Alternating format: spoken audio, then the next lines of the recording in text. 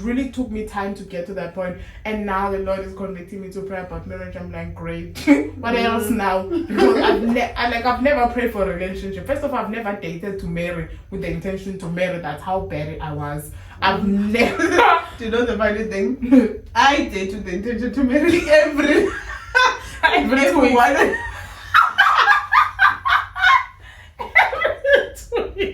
Don't make it sound bad, Bella.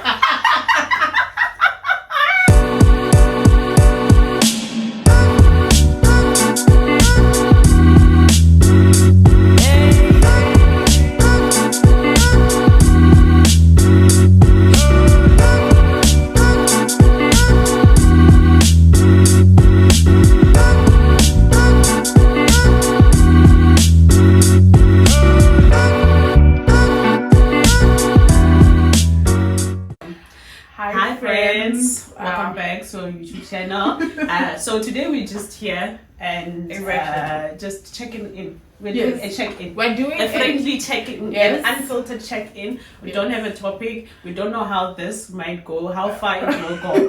But we just want to I think also give them a snippet as to how our how our friendship is, our daily conversations and stuff like that. Like outside of the Word of God, which is mostly the Word of God, honestly speaking. My bad. But also outside of the Word of God, there are things that we talk about as well. And maybe that's the day. That's the thing. I'm a bit nervous about it. I wonder where this will lead us. But let's go. What did you want to know, my friend?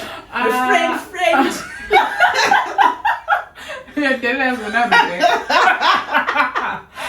did this hairstyles. Yesterday as I was cutting my hairstyle, I was like, it's giving Rebecca Malope. Yo, sisters, did she never? And I was realizing, you said to me when I cut my hair, you're like, oh, okay. This girl needs to say something. It's fine, but having hair suits too. But remember also I was seeing it on the phone because you were calling me with your phone, your Samsung phone. My mom is there. And I was like, okay, I'll just have to wait until I see this man to man. But so far, because I know it would look good on you in any case, but I still preferred you with hair, especially when it was black, because it was black at that time. I was like, okay, it's not ugly. It's not bad. I said it's not bad. Yeah, but the beauty I had to wait in man to man to see. Unfortunate. So mine, was it payback when you were giving Rebecca Baloo and what's this? Ulundi. No, you're the one that said Lundi. As I continue, I'm like, yo, my friend, it's giving Lundi. I remember when I was at this barber, the first time he cut me, I'm like, oh my god, why do I look like a man? But when it comes to cutting our hair, it's something that was just, for me personally, something that I stuck with me because I'm like, I know how I look, Lord, without hair. You cannot be convicting me to cut my hair. I've never really left. I've been cutting my hair, there's nothing I haven't done with my hair. But to leave it like this, I would cut it and put something on, cut it and style it in a certain way. But this way, I think it's the first time that I would even be leaving it. I've done hairstyles like that one. The one that I haven't done is this one. When I put dye on my hair, I've just always dyed these versions of hairstyles. So I've not this one and stuff. So I was like, you know what? Because I think another thing, I want to start my hair journey fully afro. So I don't want to do it like that because I know very well that if I do it like that, when I want to cut it again, I have to cut it again. I don't have the strength at that particular point and stuff. But okay.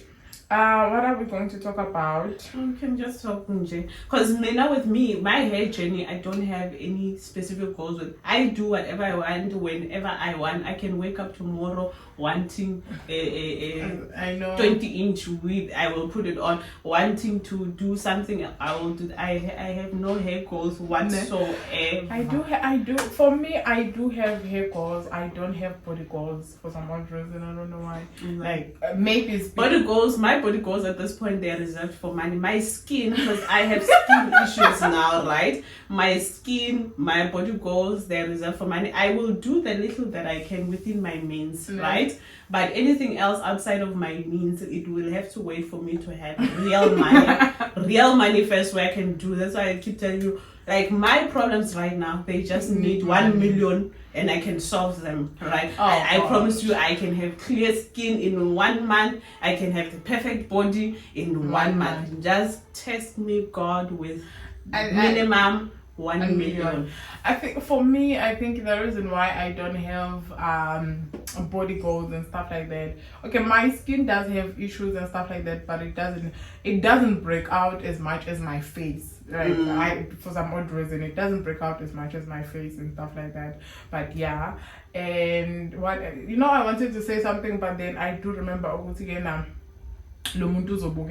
But anyways, again, it's in your shop because it's like it's fine, kids. No, like I know Zokosha. I want to say something that will make you that will make me remember.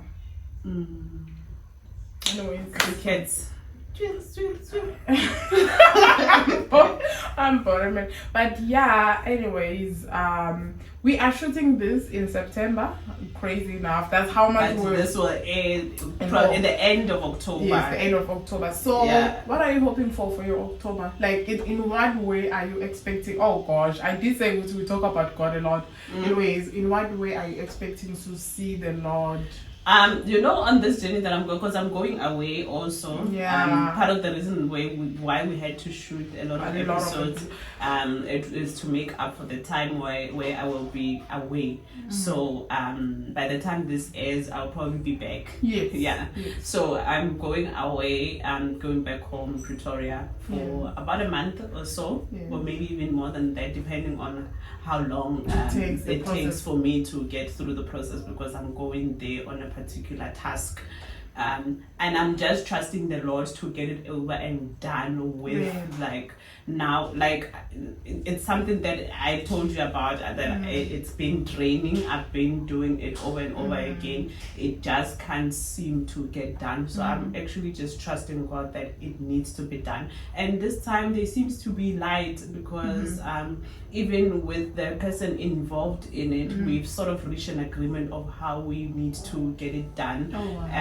So it's much more promising, and it's less strenuous that way. I think if we just reach an agreement and do it in that certain way, I think it will be faster in that way. So I'm just hoping that the devil doesn't exploit him during this time. Because the devil can exploit. The devil doesn't even use the people these days. He literally exploits them. Like we have a new we have terminologies that we need to explain. We need to give context, because sometimes we talk about things and we understand them and people might not understand. It's like an inside joke type of thing. So people like the devil is exploiting people. It came about when we were talking about this other time, and these things just come up randomly, literally, like, this person is being used by the devil and we're busy there, like,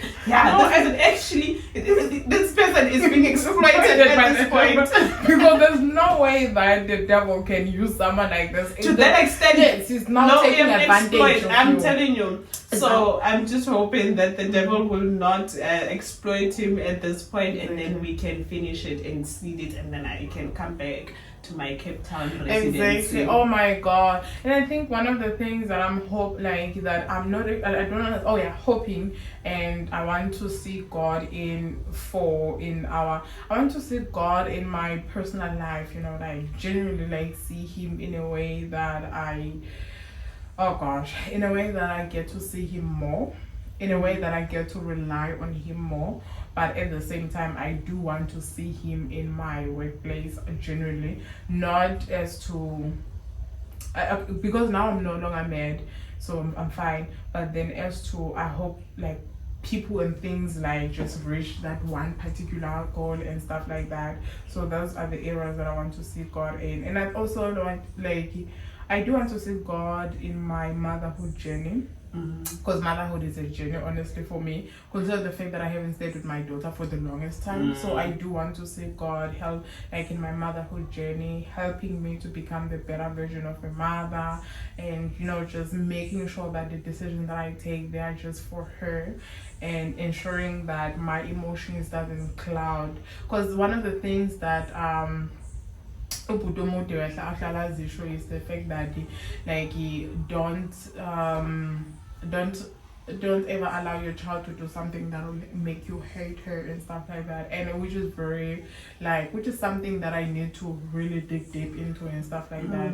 Because I think one of the things that I was convicted of, like, I think, what did she do? She, as a teenager, I told her that when you finish eating, just go and put the dish in the sink. She'll leave it there and stuff like that, and sometimes when I come back and I'm like, because yesterday I came back and I was like, the dishes are here, like, why did you not even take them there? Oh, it was Friday. I came with donuts because she loves donuts. And when she came back, I was like, you know what, I'm not going to give you this donuts and stuff like that because you did this. And then immediately after said that, the Lord rebuked me, and I was like, if you are saying that I am Lord and I love you regardless, and my life is not a sign of you being obedient and doing everything that I said that you should do, then why am I doing this to your daughter? Why do you think that because now you're going to create a child that ends up overcompensating, knowing that good behavior is being rewarded and bad behavior is not? So I was like, like the way the conversations were so hard, I just took the daughter. I was like, what, come on, just eat it and stuff like that. I gave it to her and stuff, and like it really stuck with me, the fact that I am a person that overcompensate now because of how I was brought up and stuff like that. And I'm like, if I don't want my child to have the same mentality and find herself breaking through certain mental strongholds and stuff like that, then I'm not going to subject her to that. She, like, when I bought this, I knew that I'm going to give it to her either way. So let me just get it done and get it done and dusted and get it over with and stuff like that. So yeah, like those things that I'm hoping that in my motherhood journey, that the Lord still convicts me, because in that moment when the Lord convicted me, I knew that I'm not genuine this motherhood journey alone. He's with me, and that gave me some sort of encouragement that that the Lord knows what I'm doing, and He's also there partaking everything that we do. So yeah, I really do want to see God in that particular journey of my life, which is something that I also like. And I think I just hope that I also probably want to get enrolled for that course that I want to get enrolled for as well. Because I really want to go and apply. I haven't applied because I'm not chosen. Yeah, because I need to certify the documents and stuff like that. I haven't. But then I guess you will have time now that I'm away. No, I'll certify them at work. Because we can certify them. So so I will have to go and he has been away, so I was waiting for him. So I want to certify the documents and then just make sure that I apply, and I'm hoping to see God in that way. I'm genuinely hoping to see God showing up, specifically even in my daughter's academic and stuff like that. I'm hoping I'm to see God showing up in giving her wisdom and understanding, and for her to fully grasp everything that is happening and stuff like that. So yeah, because it's been such a huge change in a way that I also got bent out sometimes a lot, but then I think in September got hold of everything that now I have a certain routine and stuff. And I remember now when schools were closed, how imbalanced I was, because I'm now used to a certain routine, right? Yes, now I'm used to a certain routine. Now you have to change it, exactly, relax it a bit more. And I'm like, it's not going to work. Let me just go back to what I used to do and stuff like that. But then I ended up waking up the same way I used to wake up and stuff like that. But yeah, I'm hoping to see God in that, and also my prayer life to just continue being so strong. I really want to see God in that aspect, And I hope October doesn't have all this bad news. Yeah, hopefully. But how will you know that? Here's the thing: when you pray for strength, God will literally give you situations that you need to apply the strength in. Because how will you know that you have the strength that you prayed for if you don't go through situations that don't require strength? The funny thing, remember when I read that book? And when are you ever gonna give me that book? Let's start there. Oh, I haven't, because you have finished it for a while and now, been there. and you voluntarily, out of the goodness of your own heart, without being asked by me, offered to bring you that book. And now it's on my mind because you offered. If you had not said anything about you having it, I'm gonna read. You're gonna give it to me. I'm going on Wednesday. I'll give it to you on lunch. Wednesday. Okay, during lunch. Wednesday during lunch. Yeah, Wednesday during lunch. My flight is at 3. Tuesday, Monday. Okay, no, Tuesday when Wednesday. you come back from work. You're going Tuesday to work. Tuesday I'm going to work. Monday I'm working from home. Wednesday I'm planning to do a half day at work so that because my flight is in the afternoon. So okay, I think I will give it to you Tuesday. We are going to meet there. We normally meet. Okay, that's also fine. That's also fine. We'll figure it out, I guess. Yeah, because I want to give it to you. And I remember having to read the fact that I remember when I even told her that I know that I'm going back to the Becklerfold soon, and I kind of feel like now I'm in the front line and I'm like, oh gosh, we're here again. And I'm like, I really want to learn how to trust and rely on God. And now, when you come to think of the bad news has presented an opportunity for me to rely and trust on God. Right. I'm not doing that. What you have learned is now time. It's for the practicals. You know how in school you do theory and there's time for practicals. This is your practical. We always just want to do theory and then skip the practicals and hope that we would have learned something. I've learned acquired a skill, but no, we didn't do the practicals. Exactly. How? It's crazy because the Lord convicted me of it like just when I was in church. It's like, didn't you say you want to trust me? So here's an opportunity. Use your opportunities. Oh God! Because for me to feel that disappointed and to get mad at that point, it just showed as to how much I'm relying on this particular thing as a provider instead of relying on God and stuff like that. Because now the Lord really convicted me in church when I was when I was praying. The Lord is like, this thing that you are so mad at, that's just one of the ways I can be able to take care of you. There are so many other ways, but because your mind is focused on this particular one, I now really can. And I was like, oh my God, this is just one of the ways that the Lord could be able to take care of me. I have to just pray that, Lord, whatever that you see fit, however you want to see fit, because I know that you are faithful. If you were able to do and provide in many ways that people didn't think of, then you are going to do it, even with me and stuff like that. This is just one of the ways you can be able to take care of me and stuff like that.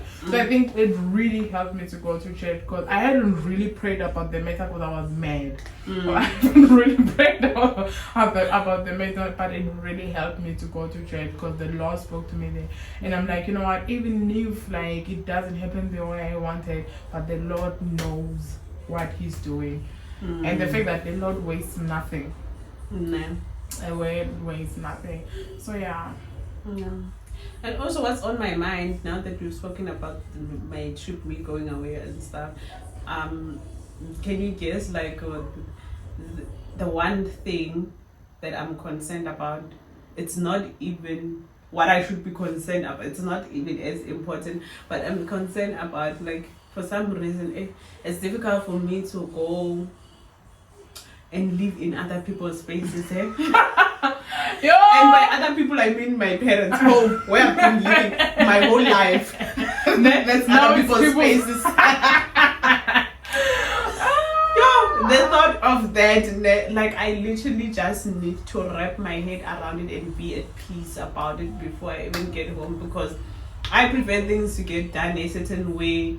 I eat a certain way as well. That's my biggest concern as well, because at home they eat their type of foods that I don't. And the thing is, what I was telling you also about the food that I eat, I can afford them just for myself. Alone, just for myself. One of the reasons why when I go home I can't even buy a pizza, because we end up still eating it once. Now you have to buy 5 boxes of pizza so that you can enjoy. One box will last me 2 days literally of pizza. It will last me 2 days. One of the things I also don't want to do, Shan. I'm sort of just worried about that part, certain foods, and I know papa yadliwa lapha. You've never been seen me cooking pap. Exactly. Yo, and I'm concerned about my weight. I might really just need to attend gym when I'm that side, because go hectic. Pap just has a thing on me. It does a number on me. I can literally come back overweight. Oh my god. That's why I don't even like pap. You will never even find me cooking pap. The only time I eat pap is when I buy it. Exactly. So, but at home we eat it every day. No, I haven't ate pap in it. Why? Because Claude doesn't like it. So I'm like, I don't like cooking two things and stuff like that. So I just stick to rice. Which is good for you. I recommend her for that for you. So yeah, that's part of my stresses, like the how things are done and on certain routines. Like I like routine, and I like you know how I structured my life. I know I have quiet time during this time. When I'm at home, there's no quiet time, my friend. You're quiet. I think one of the things that I used to struggle with was going home. So after like December for my uni holidays and stuff like that, I'm like, yeah, I have a routine, I have prayer times and stuff like that. Know? You can't even at home, the way people don't value people's space, you can't even pray. Like your someone prayer will life be knocking, coming in, like they are knocking already, opening the door, and your prayer life just comes to a pause, and you watch this person going up and down. At home, you can't even. It's more like I can't even bath in private, and I don't. My mother likes this thing. It used to irritate me even when I was young. Like my mother would just walk in and out. That's the busiest she gets when you're bathing. I'm like, this woman. It's normal to her. She'll come in, do her business, do her things in the bathroom. I'm there bathing. She goes. Sometimes she even sits on the toilet seat. That's why I don't like in my house. I don't want the bath next to the toilet. I have that trauma. Once she's done with everything, sits on the toilet and talks to you now. Like, can't this wait until I'm done? Does it have to happen now? Because I'm like, I think those are the things I also don't like. At home, there's no, and I think for me, I am a person of order, and like at home, there's a lot of disorder. Yo. It's like when you're there, you can give everyone instructions and so that it can suit you, but at the same time, everyone is uncomfortable around you apart from you because it's their norm, but that is what they're used to. That's normal to them. You're the only one that's finding this strange, that's finding this abnormal. No, for them, it's their daily life. That's how chaotic it is on a daily basis. Everyone does as they please. And also, what I still can't get my mind to wrap my mind around, because when I growing up, things were much more stricter than this. When I get home, everything is just doing as they please. I'm like, it wasn't like this when I was growing up, so I don't understand. Things used to be done in an orderly way. You finish eating, you wash your dishes, you do this, you do that, you clean, you do that. But now when you get there, everyone is having a party and doing their own things the way they want to do them. And I think your parents get tired. Okay. I think they somehow they get tired. Maybe they get tired. Yeah, they get tired of making sure that as kids you do whatever that you're supposed to do.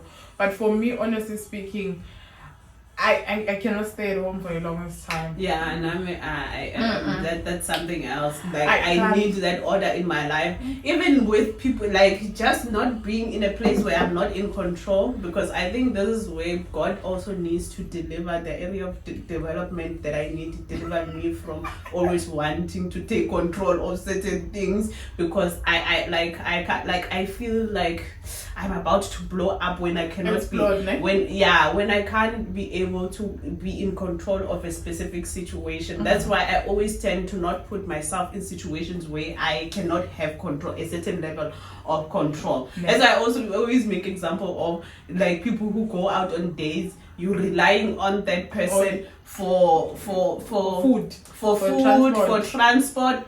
this is a stranger on this God's green earth, and you don't know this person. You are relying on him so much for all these things. I would rather not go on a date. I can never go on a date when I'm broke. No. I will go if I'm broke. I at least need to have money to come back. I cannot rely on you, because also I get irritated by the smallest things. So I need to be able to leave whenever I want to leave. I want the power to leave a situation. Exactly. That one needs to be in my control. I cannot give that to you. Nah. That one I refuse to let go. I need to be able to leave what I deem toxic, what I deem this one is not for me. Exactly. I need to be able to step out and go without having to wait for you to give me Uber Exactly. money, to I drive me home, no. to do this and this, because now I can't just leave at any time. And I think for me, Even on that Uber, I need to be able, if that Uber, because Ubers are not reliable this time, I need to be able to say, hold on, my friend, get out and request another Uber and go. So I need to have that much of backup, because I know at any time when I get irritated, I need to get off on the first stop.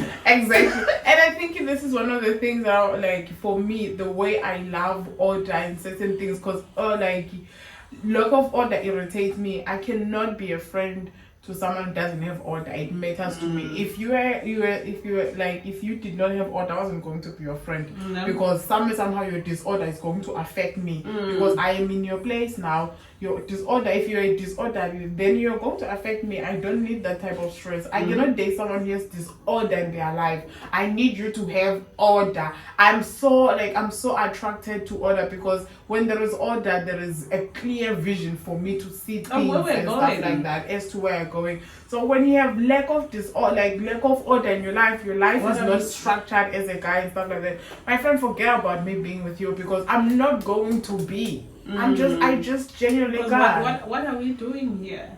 And this is crazy how I don't understand how women submit to people who does not have order and who are not structured in their life. Like, that shocks me, because I can't for the life in me. If I look at my life and I compare it to yours, and I feel like mine is of higher value than yours, and as a man, not higher value as in terms of more like money and stuff like that. I'm talking as in terms of I have structure, I have routines. When you don't have anything, just so everything I do, it needs to at least be on the same level or be better than me. Exactly. Yeah. If it's poor, it must be at least on the same level. Not less than me. I can't date you, my friend. I cannot have this amount of discipline, and when you just live your life as you please, you don't have any routine. You just sleep and wake up as you please. You do things. It's not like a guy. I always say this when I say that.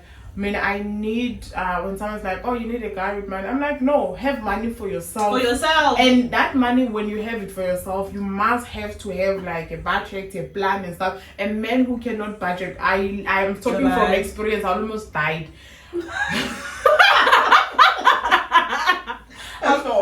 I genuinely almost died, my friend. Like, I think these things are coming from that toxic 3-year relationship I've been with. I came out of that relationship knowing exactly what I want. One thing about toxic and narcissist men, they will teach you how to want, like, you and know what how you to don't want. They teach you what you don't want and what you want. And you want, and then now I want it in that exact form. I remember the time when that guy was approaching me and you're like, does he have a prayer life? Does he know God? It's like, I know you. Once if these things are not ticking, you're cutting off. Because why are you entertaining him? And you were still on the journey of entertaining. I'm like, why are you still? If these 3 things, the most basic things that you are looking at, he doesn't even meet that criteria, why are we still entertaining this guy? Because I'm also part of it. You need to understand. So why are we entertaining this guy? Like, I don't have to make plans. First of all, is it like, please, when you meet him, ask him, is he divorced? How is his prayer life? Does he love God? And you're like, is in a relationship? I'm very specific. Do people also know that he's not in a relationship with? Like, it's very important. Like, I'm orderly in that form and in that way, and in a way that when I came out of that relationship, I knew that someone who doesn't have order, who lives the day as it comes, I cannot. I have order, But then now I understand that you have to have order, you have to have control, but then at the same time be submissive to God as a man. All of that. It's also important for me as a man to be submissive to God for yourself first. If you're not submissive to God, my friend, I don't have time to entertain you. At the same time, you need to open a discipleship class. I told you. This is what I told you. I told you that my man, I want to find him on the altar. You don't want to bring him. I don't want to do altar call to someone and call him on the altar. Generally speaking, ready-made. The already made part is you following God, saving God. Those are the already made part. The character we can work with it, but the foundation of you, and this is the thing, not going to change, not you going to change and living completely different as to that one. No, I have my own measures, and like I remember someone was asking me, okay, what are your measures? For me, it's a part where I struggle the most. A man who doesn't have self-control, I cannot. Personally. So that's my measures as a Christian. Are you Christian? Yes, I found you on the altar. Do you have self-control? Are you kind? All those things. If you do not have it, even if you are on the altar, I will leave you there. Do you need a kind man? Because I remember you saying also that you like men that I used to like men who like I used to, but then but now it's change. This is the thing. God.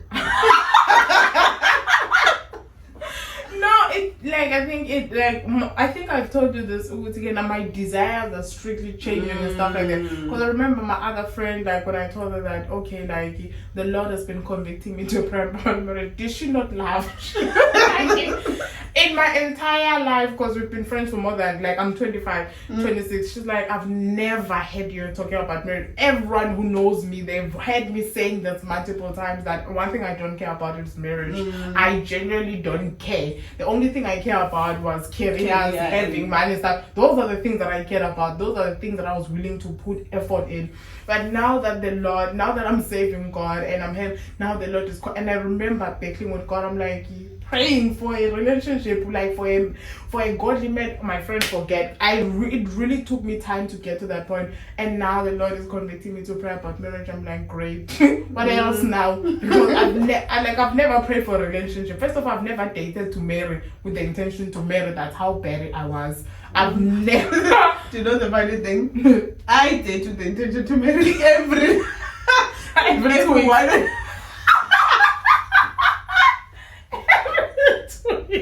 Don't make it sound bad, Pella. Like I literally fall in love like that. You tick all the right boxes. We are going to get married. In my mind, we're going to get married. No, and it doesn't work for 2 weeks. It lasts 2 to 3 weeks, and then back to square one. Meet another. I'm full of. I believe God has given me so much love like that. I can't just keep it to myself. I love love. I love to be loved. I love to love. I love being loved. And then you love being loved. And thank you for me is the fact that one of the things that the Lord convicted me of was the fact that I dated for the wrong reasons and stuff like that. So that is why for me it was easy for me to date without the intentions of getting married. I wasn't looking for a partner when I was dating someone. I was looking for someone who's going to comfort me. I was looking for someone who's going to give me validation, was going to give me attention, was going to, for some odd reason, heal me of my insecurities and stuff like that, heal me of my broken areas and stuff. But then, now that earlier this year when I took my journey with God so serious and I was able to surrender everything to God, that's when I was able to see that, you know what, I don't even, like generally speaking, that's when I saw, okay, you know what, I don't need a man. And this is the longest I've ever been without a relationship. I think I'm like, if this year is about to finish, that's one thing I can say. By the look of things, this year will finish without, in October. Yeah!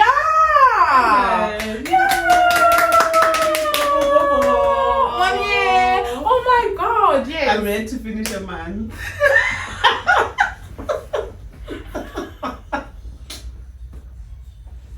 But if we put all these people of singleness, amount to something. No, they have to be consecutive. Like, oh my God, God, I haven't dated in a year. That's one of the things that I've realized. I haven't dated in a year. Good. Like, that's one of the things. And like that means that I have a whole year of purity. Oh, nice. Love it for myself. Like, that's one of the things I haven't really even thought about. The fact that it's been a year ever since I really didn't indulge in a relationship and I pursued holding like purity and stuff like that. It's been such a crazy journey. Because that's when the Lord was able to convict me and stuff like that. So now that, oh my God, I feel happy about this. So one of the things was the fact that God convicted me that I was dating for the wrong reasons. That's why now my how do I say this? My desires have changed and stuff like that. And I've told you before that I've never been one. I've never prayed for my heart because I've never saw anything wrong with my character and stuff like that. I've always been that type of a person. Take me as I am. If you don't, just go. I won't beg you and stuff like that. But now my convictions and my journey with God, it has to do with character development and stuff like that. Now I see the importance of me being kind and stuff like that. Now I see the importance of discipline of the tongue and stuff like that, humility, and these are things that I'm working towards now. So a kind man is something that I need, my darling. Right. A kind man is very important. I always say, like, I can't be with it. You can be a lot of things, but you have to be kind. It's very important to have I could do you a kind when you're kind to me.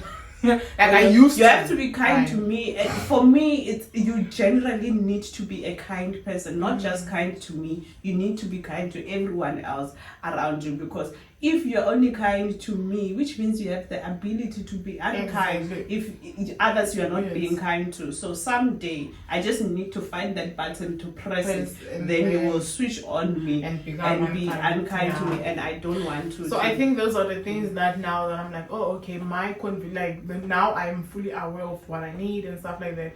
So that's what I'm saying that, and I think one of the reasons why I am I've like that I decided to embark on a journey of preparation to prepare myself, because one thing about me, I'm gonna have a godly relationship and a godly marriage. I speak that over my life. I'm gonna have a relationship and a marriage that will glorify God, and that will bring God, like that will shake the devil. That's the type of a marriage I'm going to have. So now when God started to convict me to pray for a godly marriage and godly relationship, the one thing that after praying consecutive times and stuff like that, now the Lord convicted me that write down everything that you want from this person. I did, and the Lord was like, be that. Let's work on you being that before you want the other person to be that and stuff like that. And that's when now I'm like, okay, if I need a kind partner, then I need to be kind myself and stuff like that. So now I'm working towards being everything that I need from my partner. Now that's one of the things that I'm working and it towards. works out best that way. Like exactly. All the things that you think you require from a relationship or from a partner or from someone, you should be in a position to give those. If not, it's either you work on them if you want them that much, or you leave it all together. It shouldn't even be a requirement. It shouldn't even factor in. Like me, one of the things is kindness, because I know I'm a kind person, right? We agree. Right? The right seems first. Right. Right. Okay. Under duress. Right. But I know that for a fact, because I value kindness in that way. So I wouldn't expect a person to be kind to me, whereas I'm not a kind person. And also the other important thing is that person must be a problem solver. I cannot have a person in my life that does not know how to solve problems. My friend. That one, you need to make a way when there's no way. I want a promise keep. Way make.